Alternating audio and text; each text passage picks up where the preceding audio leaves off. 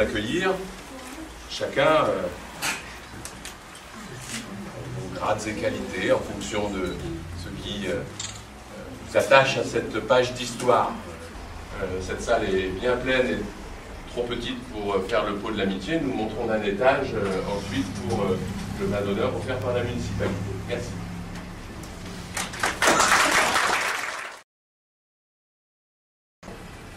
Les 3/4 des Juifs en France ont eu la vie sauve. Pourquoi? Parce que, partout dans notre pays, il y eut des hommes et des femmes de cœur et de courage qui ont aidé des Juifs. Au moment où dans les camps se déchaînait la barbarie la plus absolue, ces justes des nations, reconnus par l'Institut Yad Vashem de Jérusalem et honorés par l'État d'Israël, ont non seulement sauvé des vies humaines, mais aussi incarné l'honneur de l'humanité qui, grâce à eux, n'a pas totalement sombré à Auschwitz. Ce sont ces justes, comme Lucie et Marcelin Grandou, et Léa et Élie Louradour, que le président de la République et Simone Veil ont récemment souhaité honorer en les faisant entrer au Panthéon. Cette cérémonie nationale d'hommage et de reconnaissance a permis de rappeler à tous que l'histoire est constituée d'une longue chaîne de responsabilités individuelles et collectives et que chacun de nous est un maillon précieux qui fait que l'histoire chavire ou au contraire avance. Lucie et Marcelin Grandou, Léa et Élie Louradour, qui reçoivent aujourd'hui leur médaille, l'ont fait avancer. Ils ont été, comme on peut le lire désormais dans la crypte du Panthéon, les lumières dans les nuits de la Shoah. Que leur action courageuse soit une fierté pour leur famille, leurs amis, leur ville et notre pays. Qu'il soit aussi un exemple pour tous nos concitoyens aujourd'hui, afin de défendre les vertus de tolérance, de respect de l'autre et de fraternité. Je vous remercie.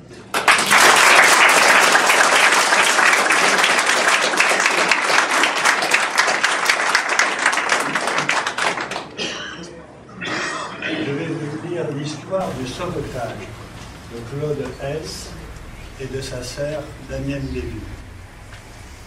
Claude Hess, 6 ans, et sa sœur Danielle, 4 ans et demi. L'Institut Yad Vashem fut créé par une loi de la Knesset, le Parlement israélien, en 1953 pour perpétuer le souvenir de la Shoah, mot hébreu qui signifie catastrophe, destruction, anéantissement. Le terme Yad Vashem est tiré de la prophétie du prophète Isaïe, chapitre 56, verset 5. Et je leur donnerai dans ma maison et dans mes murs un mémorial, Yad, et un nom, Shem, qui ne seront jamais effacés. L'Institut est situé sur une des collines de Jérusalem, la colline du souvenir.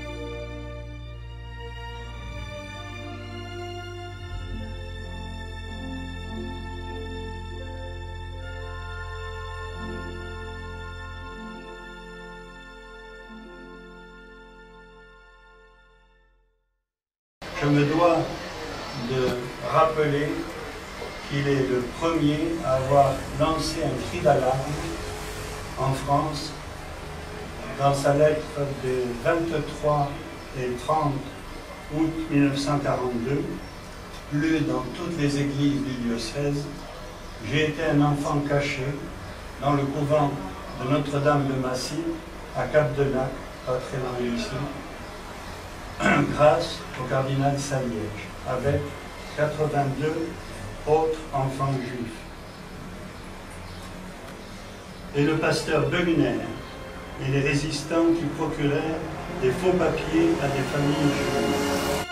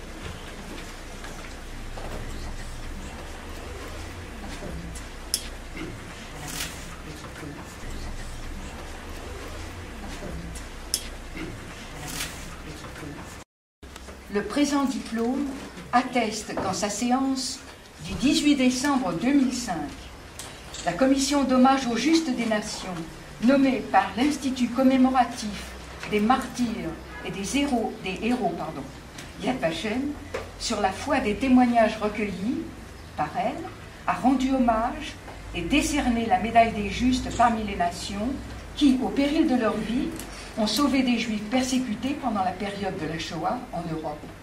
Leur nom sera honoré à tout jamais, gravé sur le mur des justes des nations, au mémorial Yad Vashem de Jérusalem.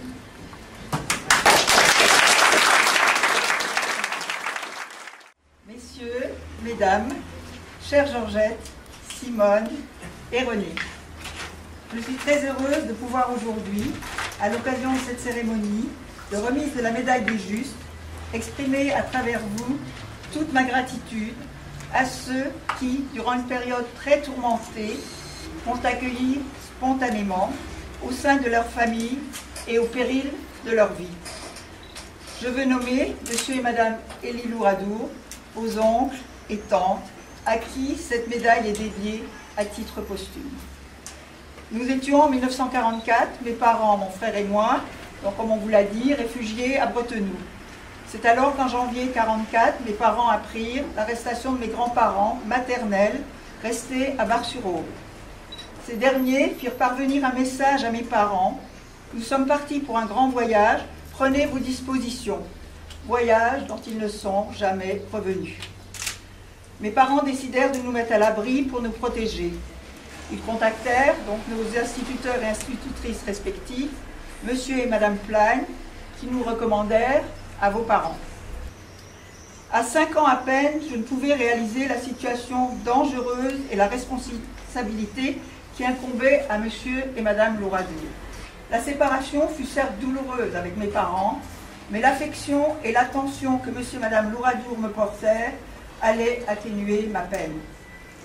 Le fait d'adopter au sein de leur famille la petite fille juive inconnue répondait à la fois à leurs valeurs religieuses et humanistes et également à leur engagement patriotique.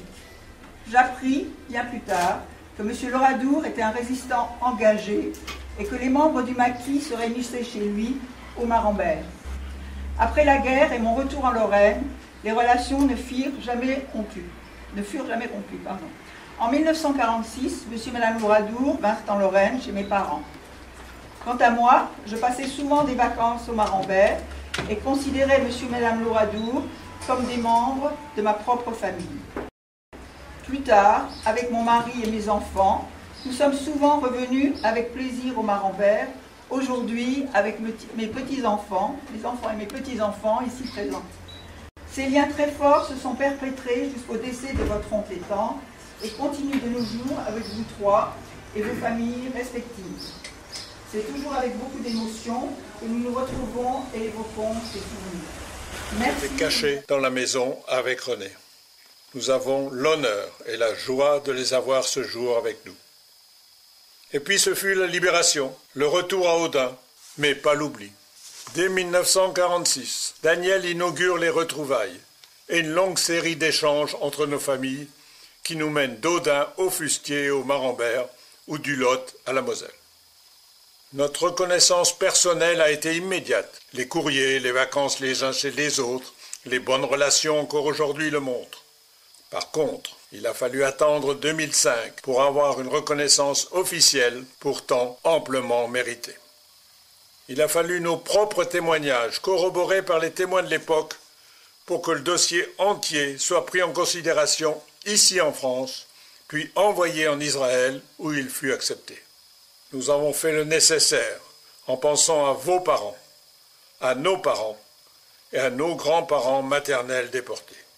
Marcelin et Lucie Grandou, Élie et Léa Louradour font aujourd'hui partie des 2725 justes français honorés par l'État d'Israël, distinction reconnue par l'État français.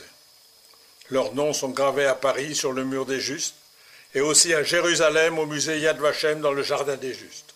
De tout cœur, nous les remercions. Nous y associons leurs filles et nièces, qui à l'époque avaient 14, 18 et 20 ans.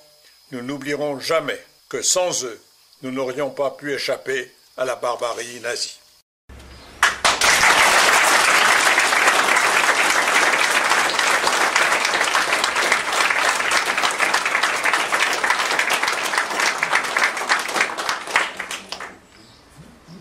Écoutez, je crois qu'après ces témoignages qui resituent très bien le déroulement des choses telles qu'elles se sont passées avec vos souvenirs d'enfants, mais ils étaient partagés par remplir ce devoir de mémoire et de transmission que nous faisons en qualité d'élus ce jour. Mais je salue aussi donc différents collègues maires du canton et de Mérac, puisque nous sommes bien là-bas dans cette Mérac-Saint-Sozy, dans cette... Merci, je vous invite à monter à l'étage pour le pot d'amitié offert par la municipalité.